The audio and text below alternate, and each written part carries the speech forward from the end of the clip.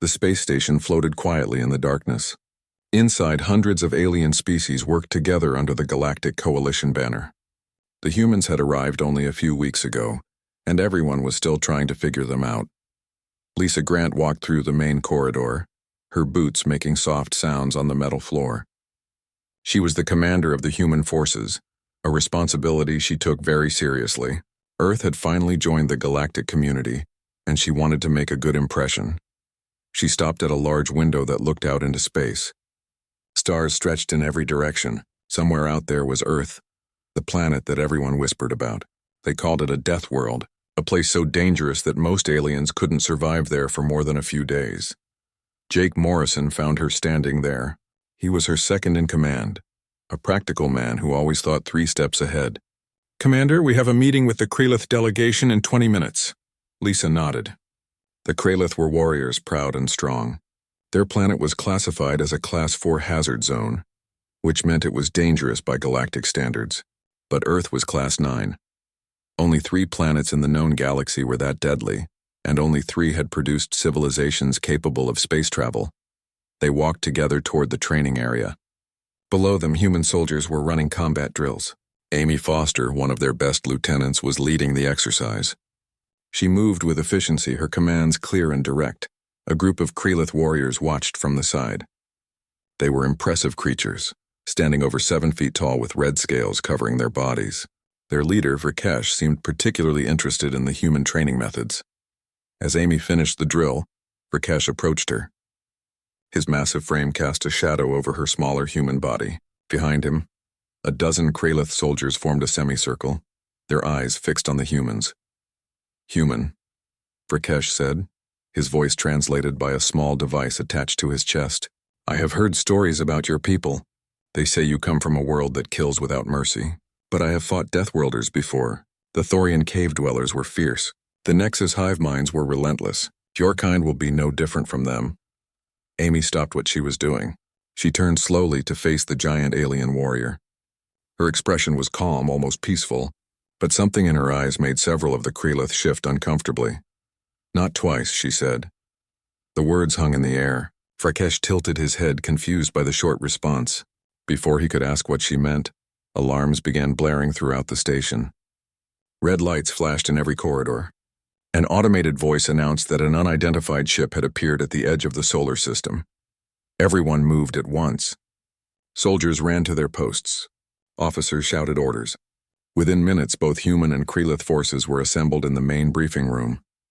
Lisa stood at the front, studying the data on a large screen. "The ship belongs to the Zathran Collective. They're raiders who have been attacking outer colonies for years. According to our information, they're heading toward the mining colony on Kepler 442c. 15,000 people live there." Vrkesh slammed his fist on the table. The metal dented slightly under the impact. "My warriors will lead the assault. We know how the Zathran fight. We have defeated them before." Jake spoke up from his position near the wall, with respect, knowing their old tactics won't help. "The Zathran adapt. They change their approach based on who they're fighting, which is exactly why experienced warriors are needed," Vrkesh insisted. His scales rippled with irritation. "The Kralith have trained for 97 different combat scenarios. We are ready for anything." Lisa raised her hand, silencing the argument.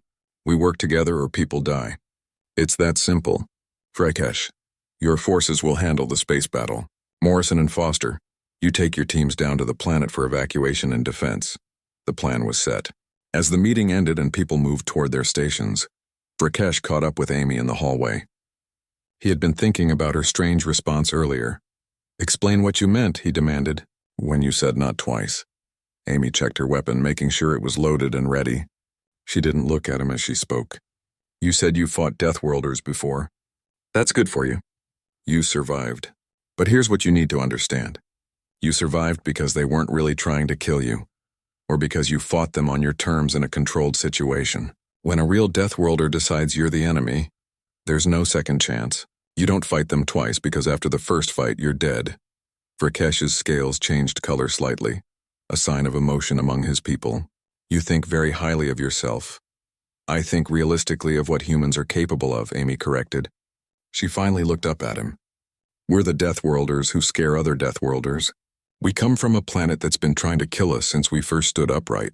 Every animal, every plant, every virus, every weather pattern on Earth is designed to end life. And we survived all of it. We didn't just survive, we thrived. We became the dominant species on a planet full of things that could kill us in seconds. She started walking toward the transport bay, then paused and looked back. The Thorian cave dwellers you mentioned? They evolved in caves with limited threats. The Nexus hive minds?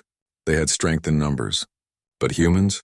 We had nothing but our brains and our refusal to give up. We turned that into weapons, strategy, and an absolute unwillingness to lose. So yeah, you've fought Deathworlders before. Congratulations.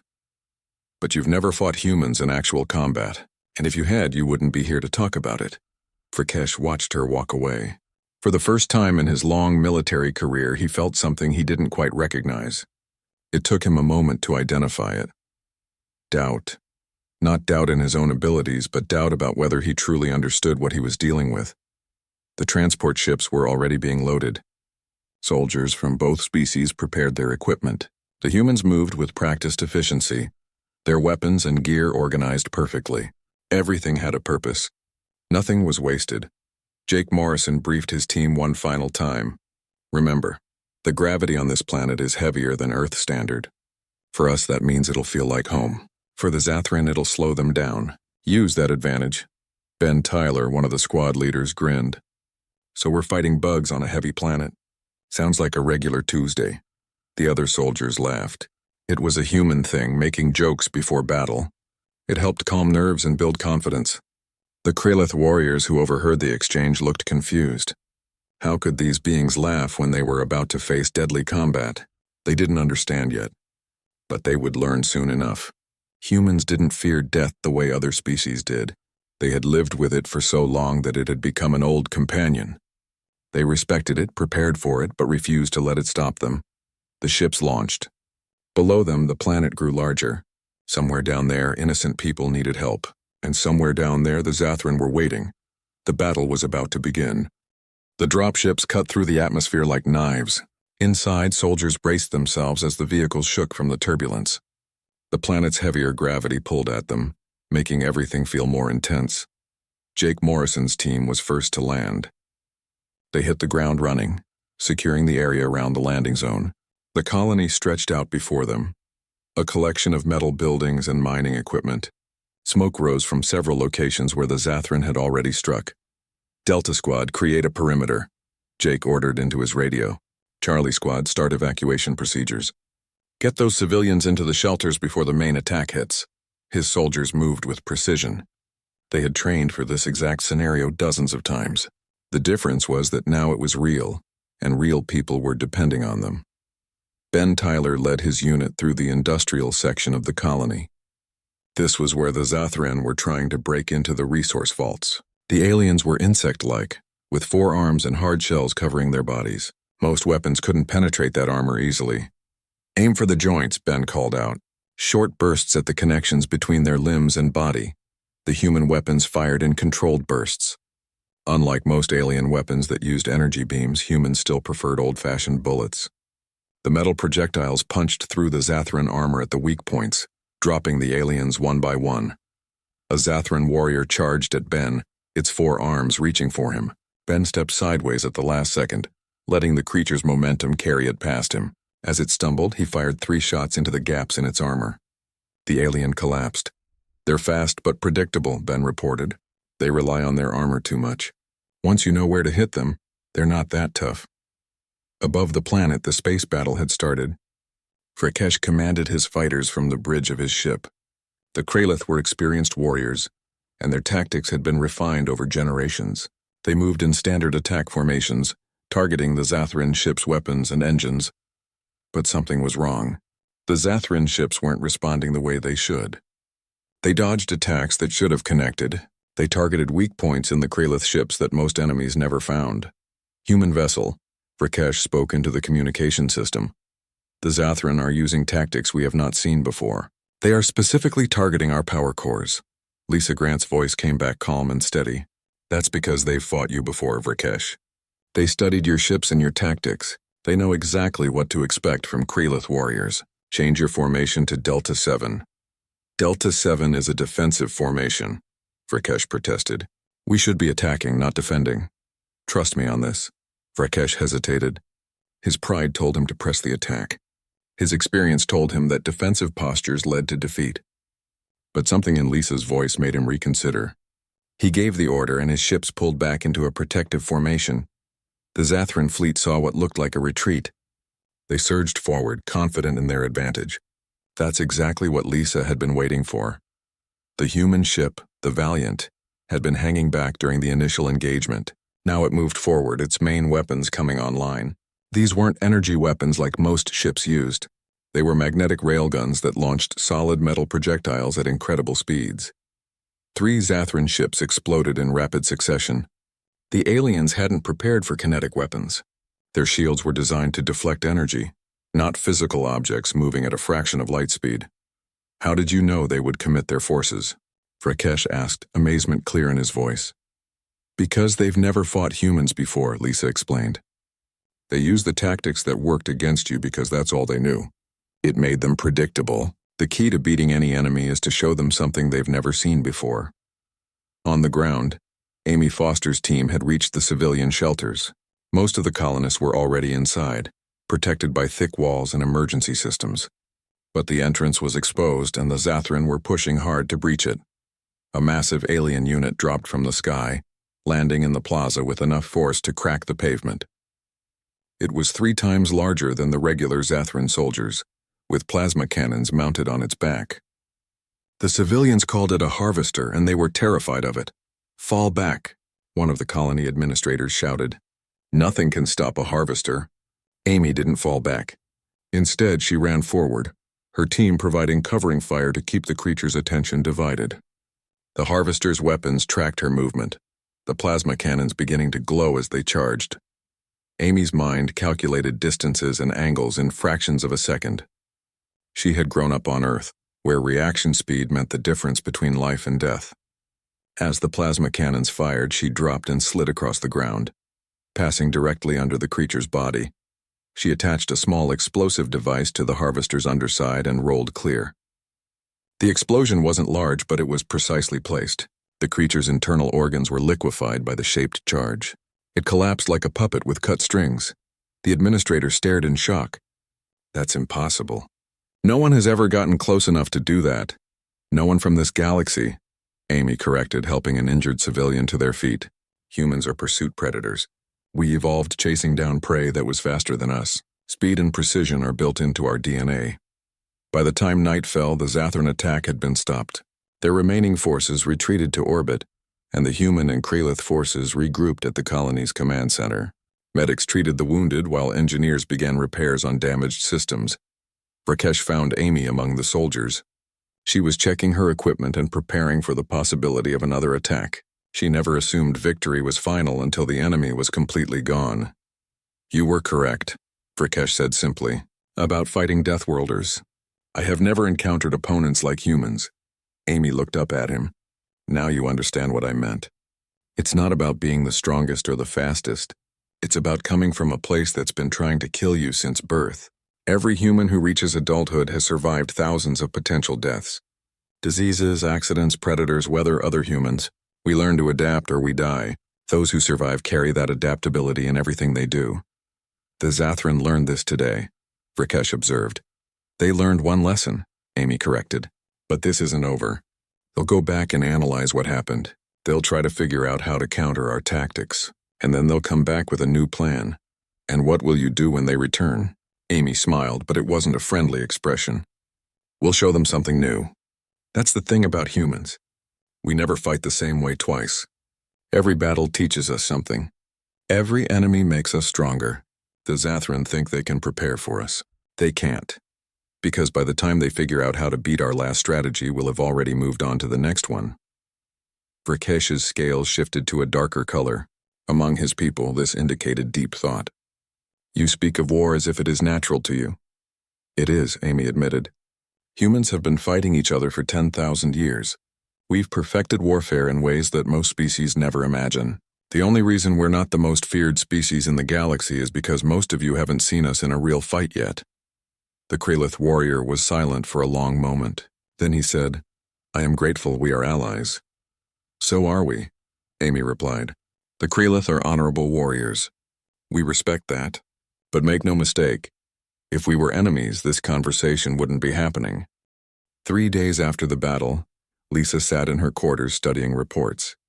Something bothered her about the Zathran retreat. It had been too organized, too clean. Defeated forces usually left chaos behind, but the Zathran had withdrawn with military precision. Jake knocked and entered. He carried his own data pad filled with intelligence reports. "You're thinking what I'm thinking. That it was a test?" Lisa asked. "More than a test. It was reconnaissance. They wanted to see how we fight. They sacrificed ships and soldiers just to gather data about human combat tactics." Lisa stood and walked to the window. Outside, the stars looked peaceful. But she knew better. Somewhere out there, the Zathran were analyzing everything that had happened. They were learning. A chime at the door announced another visitor. Rakesh entered, his large frame barely fitting through the human-sized doorway. "Commander Grant, may I speak freely?" "Always," Lisa replied, gesturing to a reinforced chair designed for larger species. Rakesh sat heavily. His scales had taken on a pale color, which Jake had learned indicated concern among the Krelith. "I have been thinking about what happened, about how easily the Zathran adapted to our tactics, about how your forces fought, and," Lisa prompted, "and I finally understand why the Coalition delayed human integration for so long. They were not worried about your ability to fight. They were worried about how effectively you fight." Jake leaned against the wall. "You think we're too dangerous?" "I think you approach warfare differently than any species I have encountered. The Krelith train for honor and glory. We follow traditions that go back thousands of years. But humans? You fight to win by any means necessary. You do not care about honor or tradition. You care about survival. Is that a criticism?" Lisa asked carefully. "It is an observation," Rakesh replied. "One that concerns me because the Zathran will report everything they learned to their collective. They will analyze your tactics, your weapons, your biology, and they will return with a plan." "Let them plan," Jake said with quiet confidence. Rakesh's scales rippled with agitation. "That attitude is what makes you dangerous. You welcome the challenge. Most species would seek to avoid further conflict." "Most species didn't evolve on Earth," Lisa said. "Our planet taught us that challenges are opportunities. Every predator that hunted us made us smarter. Every disease that killed our ancestors made the survivors stronger. Every war we fought taught us new lessons. We don't fear challenges because challenges are what made us who we are." In the enlisted quarters, Amy was conducting weapons training when a young Krelith warrior approached. His name was Thex, and he was one of Rakesh's junior officers. He had watched the humans during the battle and had questions. "Lieutenant Foster, may I ask something personal?" Amy set down her equipment. "Sure. When you told Commander Rakesh that one does not fight a Deathworlder twice, what did you mean exactly?" Amy thought about how to explain it. "The Krelith have fought dangerous creatures before, right? Animals from Deathworlds, maybe even sentient species from harsh planets. Yes, in controlled circumstances. Hunts, arena combat, territorial disputes. That's the difference," Amy explained. "You fought them on your terms, in controlled environments, with rules.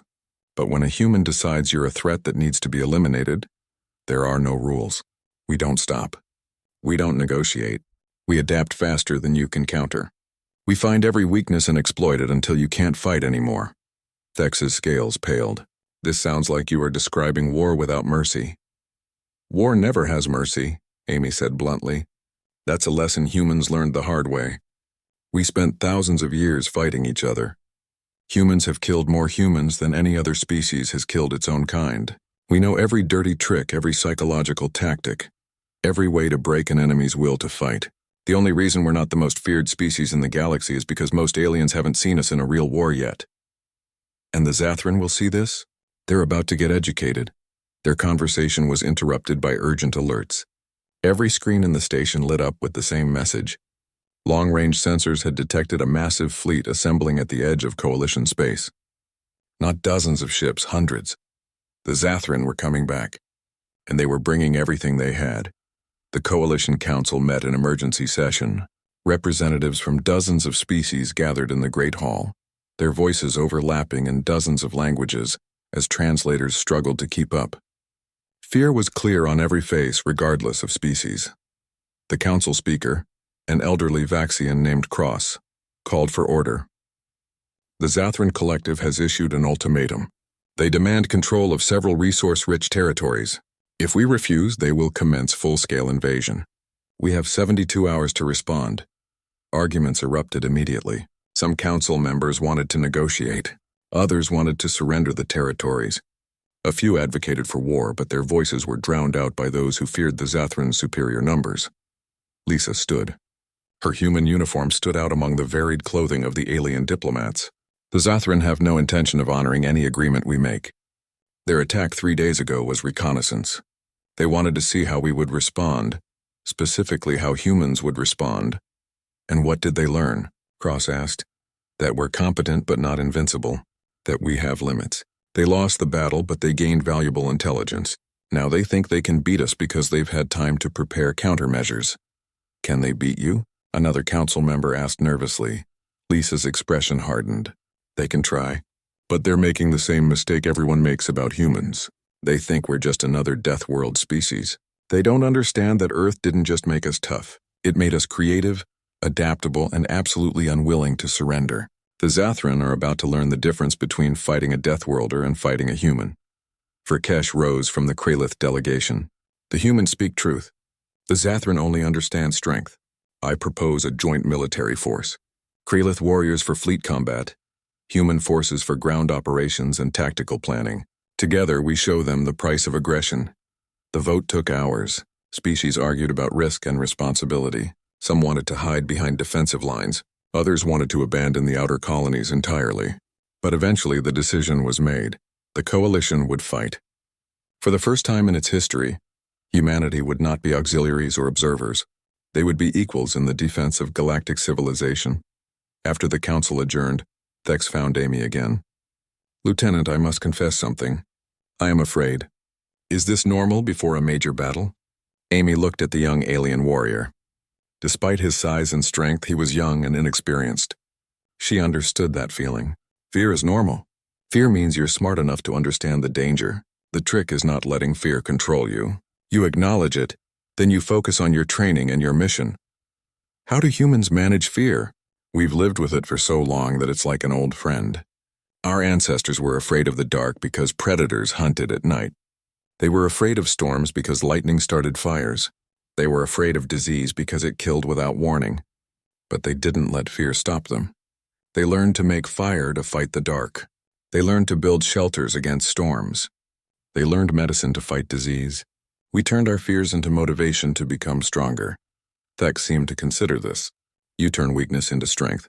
Exactly. And that's what we're going to do with the Zathran. They think their numbers give them strength. We're going to turn that into a weakness. Large forces are hard to coordinate. They're slow to adapt. They present more targets. The bigger they are, the harder they fall. Around them, the station buzzed with activity. Ships were being prepared. Weapons were being loaded. Soldiers from dozens of species trained together, preparing for the coming storm. The Zathran had made a mistake. They had poked Earth's children and assumed the response would be like any other species. They were about to learn why humans were different. Why Earth was classified as one of the deadliest planets in the galaxy, and why you never ever fought a Death Worlder twice. The Zathran fleet arrived like a dark cloud. Hundreds of ships emerged from warp space, their formation perfect and intimidating. They had studied the previous battle carefully and prepared for every tactic the humans had used. On the bridge of the Valiant, Lisa watched the enemy approach. Her tactical officer counted ships until he reached 300 and stopped. There were too many to count individually. All ships maintain formation Delta 7, Lisa ordered calmly. Do not engage until they reach optimal range.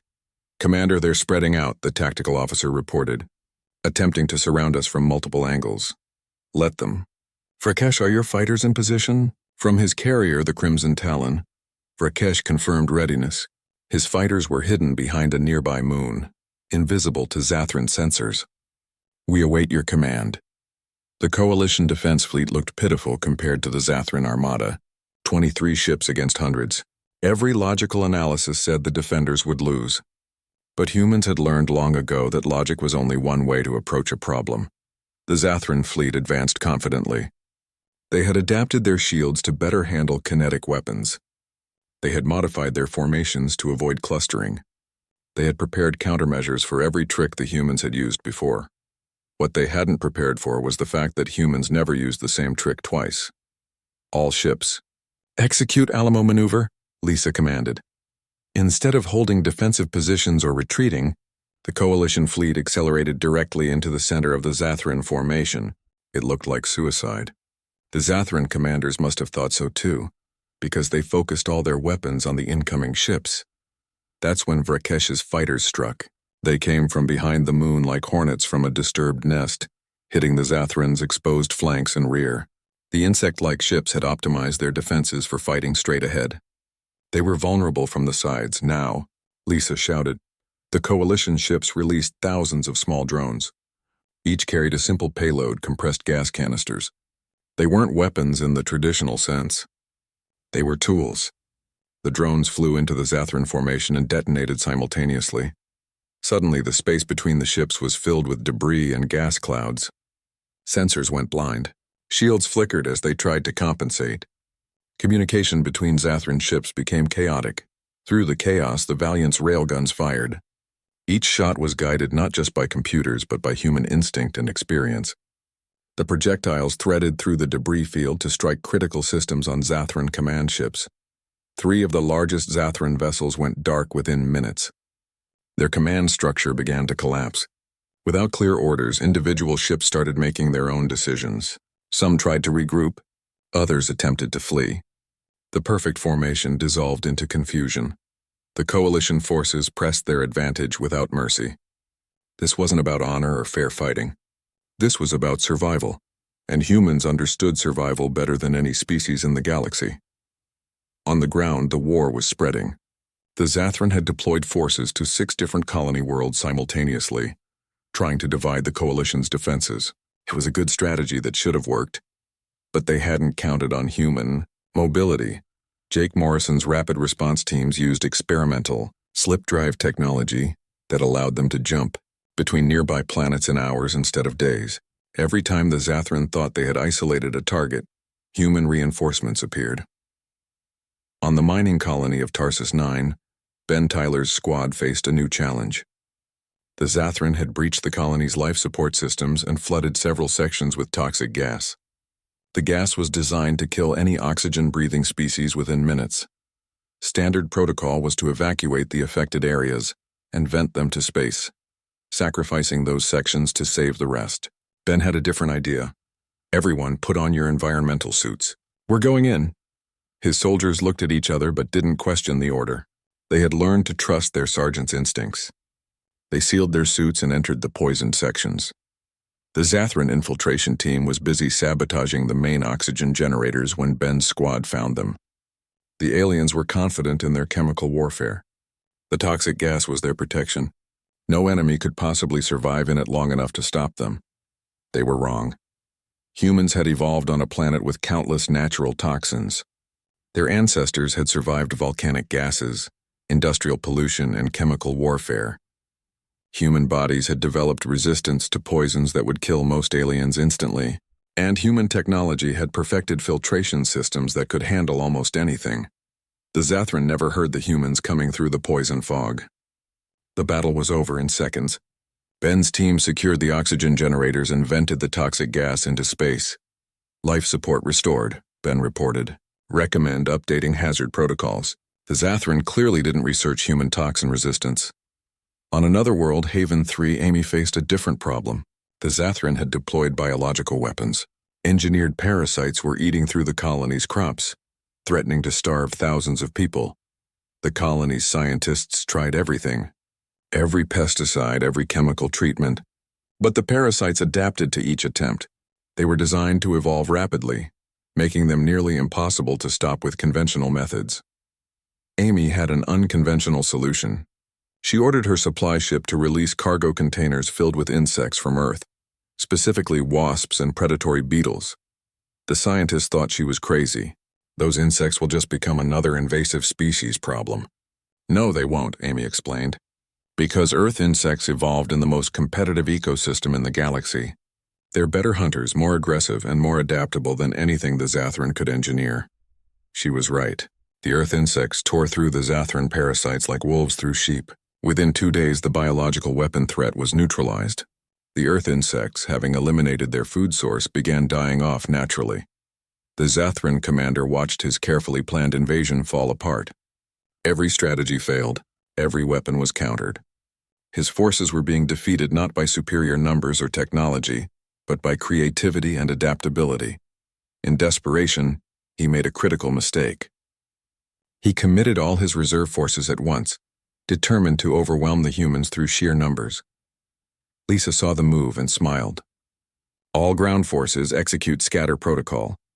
Across 6 worlds, human soldiers abandoned their defensive positions. They melted into civilian populations, disappeared into wilderness areas, and became ghosts. The Zathran, trained in conventional warfare, suddenly found themselves fighting an enemy they couldn't see. Every supply convoy was ambushed. Every communication relay was destroyed. Every patrol that ventured out simply vanished. The Zathran had the numbers, but humans controlled the battlefield. Rakesh fought alongside Amy's unit on Haven 3. He watched as human soldiers used terrain, civilians, and even local wildlife to their advantage. They fought without honor, without rules, without mercy, and they were devastatingly effective. "You do not fight to hold territory," Rakesh observed during a brief rest. "You fight to destroy the enemy's will to continue." "Now you're learning," Amy said while setting charges on a Zathran supply depot. "Battles aren't won by being the strongest or the fastest. They're won by whoever wants it more, and right now we want this more than they do.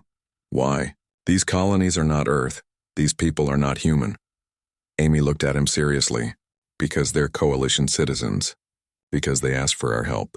Because if we let bullies win, we're no better than the bullies ourselves. Humans learned a long time ago that you have to stand up to aggressors, or eventually they come for you too." The charges detonated behind them as they moved to their next target. In the distance, a Zathran patrol ship crashed, its engines sabotaged by infiltrators. Across the planet, similar scenes played out dozens of times. The Zathran invasion was dying, not from a single decisive battle, but from 1,000 small defeats, from the constant pressure of an enemy that never stopped, never quit, and never fought the same way twice. Above the planet, the space battle had turned into a rout. The Zathran fleet, broken and leaderless, began jumping to warp space in random directions. They were running, not retreating. Running in panic from an enemy they couldn't understand or predict. The Zathran invasion collapsed in less than 2 weeks. Their fleet scattered across space, running from an enemy they couldn't comprehend. Their ground forces evacuated in disorder, leaving behind equipment, supplies, and even their wounded. But Lisa knew the war wasn't finished. A wounded animal was often the most dangerous. And the Zathran were wounded badly. She called a meeting of her senior officers. Jake, Amy, Ben, and several other commanders gathered in the briefing room. On the main screen, a map showed Zathran territory deep in uncharted space. "We're taking the fight to them," Lisa announced. "We're hitting their main staging base." The room went silent. Finally, Jake spoke. "That's deep in enemy territory. We'll be outnumbered at least 20-1. "Which is why we're not playing fair," Lisa replied. She pulled up tactical plans on the screen. "Rakesh, I need your best pilots. Amy, I need every dirty trick you know. Everyone. I need you ready to do things that no civilized species would consider acceptable." Amy leaned forward. "You want to send a message? I want to end this war permanently. The Zathran need to understand that threatening the coalition means facing humans, and facing humans means losing." Rakesh's scales rippled with what might have been approval or concern. "You intend to make an example of them." "I intend to make sure they never threaten anyone again." The strike force consisted of only 3 ships. The Valiant, Rakesh's Crimson Talon, and a retrofitted cargo vessel that the crew had nicknamed the Trojan. It was a reference to an old Earth story about a wooden horse that wasn't really a horse. The Kralith didn't understand the reference, but they trusted human creativity. They approached the Zathran staging base using transponder codes stolen during previous battles. To any observer, they looked like damaged Zathran ships requesting emergency docking clearance. The Zathran base commander granted permission. Why wouldn't he? The ships were broadcasting proper identification codes. They claimed to be survivors from the failed invasion. There was no reason to suspect anything. The Trojan docked at the main hangar. Its cargo doors opened slowly. Zathran dock workers moved forward to help with the wounded. 300 human Marines poured out of the cargo hold, along with 50 Krelith shock troops. The Zathran guards barely had time to sound an alarm before they were overwhelmed. Amy's teams moved through the station like water through cracks. They had studied the station's layout during their approach. They knew where every critical system was located. Within 20 minutes, they controlled the power grid, communications array, and propulsion systems. The station's defenders tried to mount a resistance, but they were scattered and disorganized. They had never faced an assault like this. Their base was supposed to be safe, protected by distance and secrecy. The idea that humans would dare to attack them here was beyond their comprehension. In the command center, Lisa found the Zathran High Commander. He was ancient by their species standards, his carapace covered in complex patterns that indicated high intelligence and long service. "You cannot win," the High Commander said through his translator. His voice was surprisingly calm. "We are countless. We will rebuild. We will return." "No," Lisa said simply. "You won't." She activated a holographic display showing every engagement of the war. "Look at this. Really look at it. Every time you fought us, what happened?" The High Commander's mandibles clicked in agitation. "Temporary setbacks. We were unprepared for your tactics. You were unprepared for us. There's a difference." Lisa zoomed in on specific battles. "Here you adapted your shields for kinetic weapons, so we used different tactics. Here you modified your formations, so we changed our approach. Here you deployed biological weapons, so we deployed biological counters you'd never seen. Every time you learned from us, we were already 3 steps ahead. What is your point, human?" "My point is that you boasted about fighting Deathworlders before. You thought you understood what that meant, but you've never fought Deathworlders like humans. You've never faced a species that spent 4 billion years evolving on the most dangerous planet in the known galaxy." Lisa pulled up an image of Earth. Beautiful blue oceans, white clouds, green continents. It looked peaceful. "This is my homeworld. It's classified as Class 9 on the hazard scale. Do you know what lives there? Viruses that can kill in days, bacteria that eat flesh, plants that poison with a touch, animals that hunt in packs or alone, that ambush or chase, that use venom or claws or teeth, weather that can freeze you solid or burn you alive, tectonic activity that reshapes continents, asteroid impacts, ice ages, mass extinctions." The High Commander's translator was silent for a moment. When he spoke, his voice was quieter. "And humans survived this? We didn't just survive. We thrived. We became the dominant species on a planet designed to kill us. We did it through adaptability, creativity, and an absolute refusal to surrender. Those traits don't disappear when we leave our planet. They're built into every cell of our bodies, every thought in our minds." Lisa leaned close to the alien commander. "You came into Coalition space thinking you were apex predators. But Earth is a death world that makes your nightmares look like pleasant dreams. And now you've learned what happens when you threaten people under human protection." "What happens now?" the High Commander asked, resignation in his voice. "Now you go home. You tell your collective what happened here.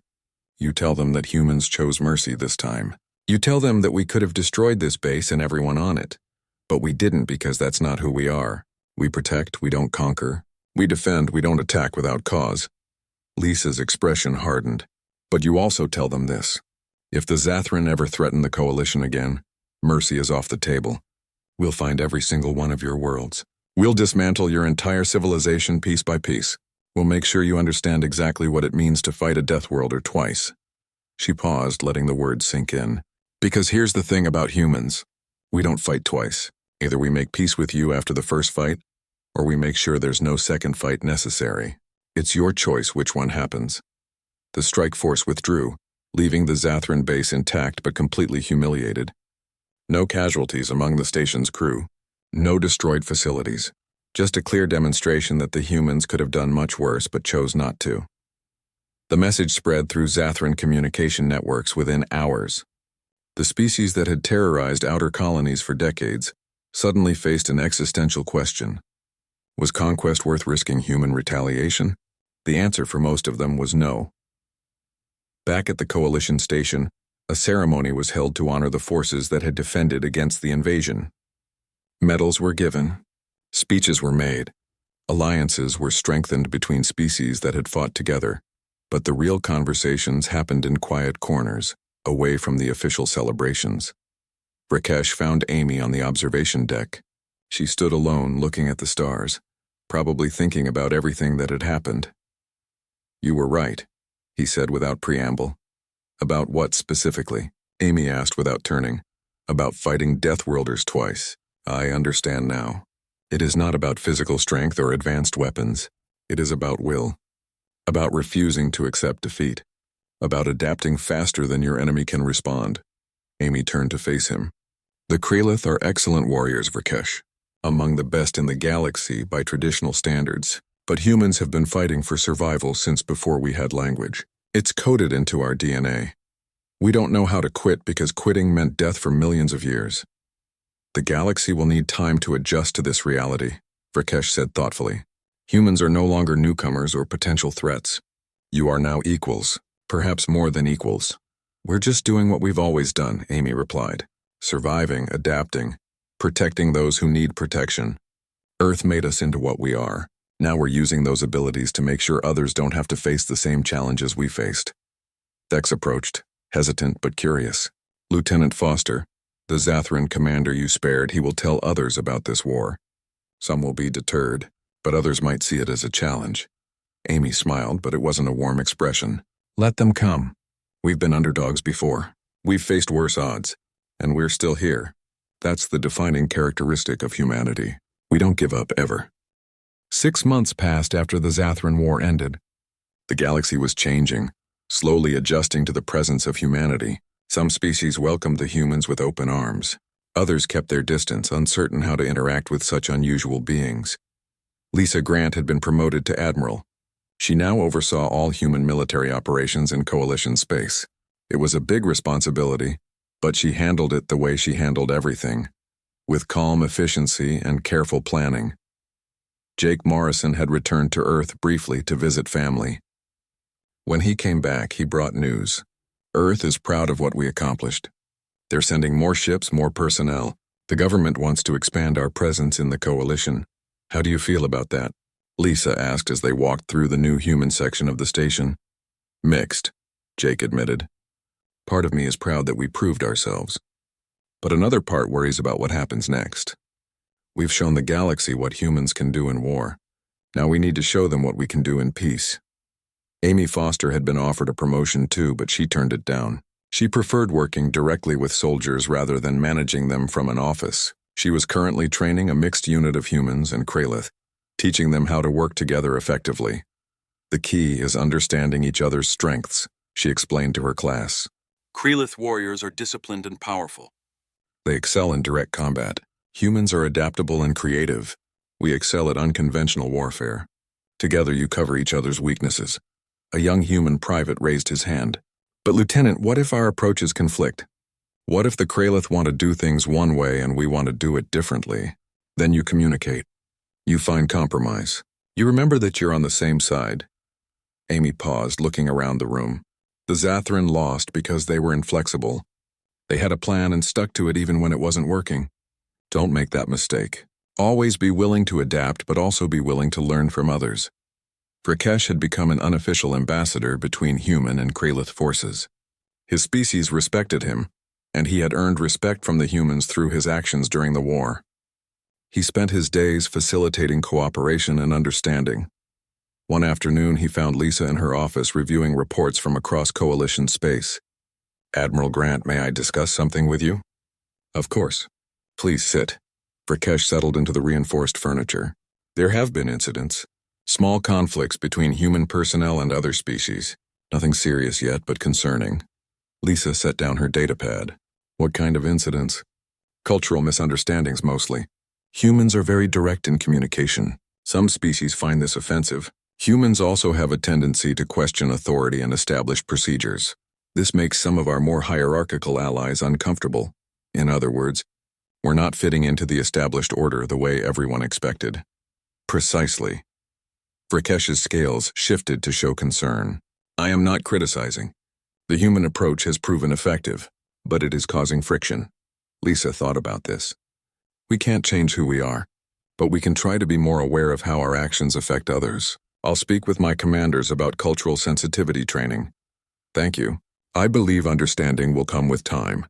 The galaxy has never encountered a species quite like humans before. They need time to adjust.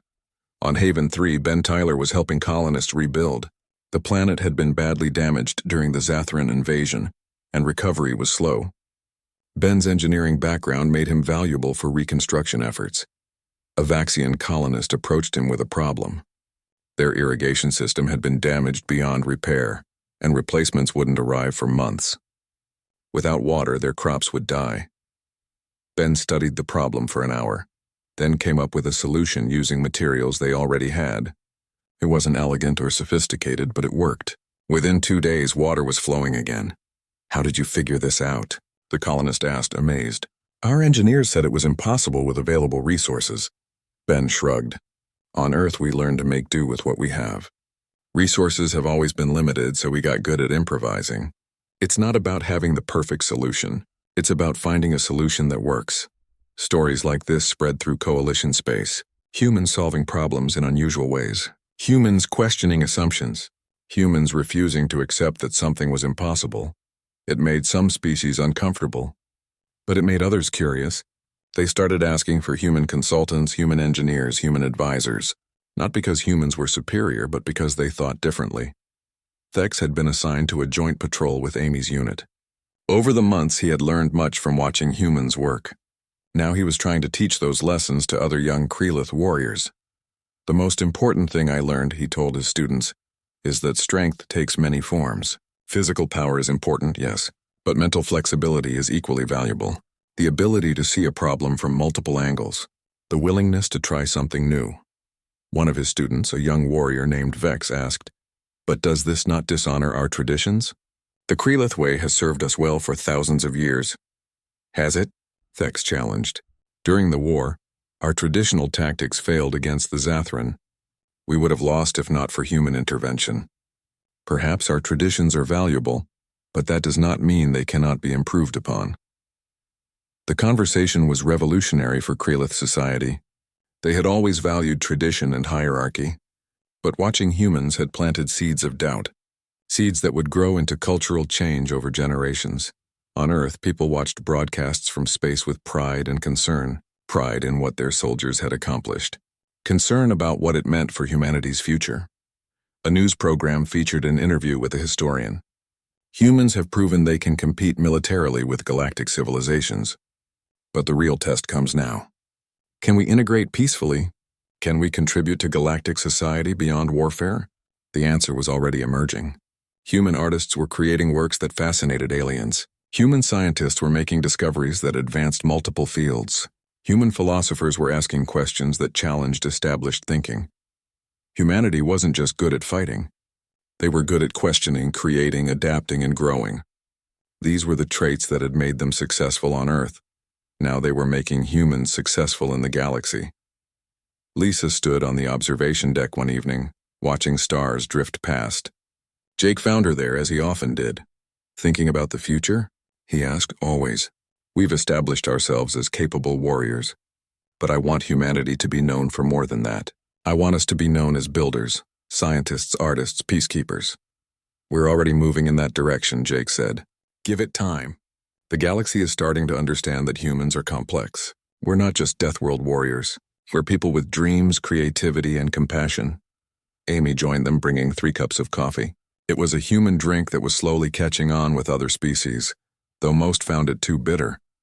"I was just thinking," Amy said, "about what I told Verkesh that first day. About not fighting Deathworlders twice." "Regret saying it?" Lisa asked.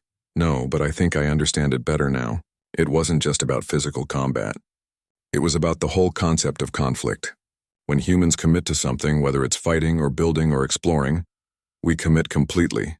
That's what makes us dangerous as enemies and valuable as allies." The 3 of them stood together, looking at the galaxy spread before them. Somewhere out there, civilizations rose and fell. Species competed and cooperated, and now humans were part of that vast tapestry. They had proven they could fight. Now they had the chance to prove they could do so much more. Vrakesh's words echoed in Amy's memory. The galaxy was adjusting to humanity's presence. Some with fear, some with hope, some with curiosity, but all of them were learning the same lesson. Humans were Deathworlders. But they were also dreamers, builders, and protectors. They fought when necessary but preferred peace. They could be ruthless in war but chose mercy when possible. They came from a planet that tried to kill them for millions of years, but they responded by reaching for the stars. The lesson wasn't just about fighting. It was about survival, adaptation, and the refusal to let circumstances define limits. It was about looking at the impossible and asking, why not? That was humanity's real gift to the galaxy. Not weapons or tactics or military prowess, but the simple, stubborn belief that tomorrow could be better than today. That problems could be solved? That challenges were opportunities, and in a galaxy that had grown comfortable with the status quo, that belief was revolutionary. The Zathran had learned their lesson about fighting humans. Now the rest of the galaxy would learn what it meant to have humans as neighbors, allies, and friends. It would be an interesting journey for everyone involved.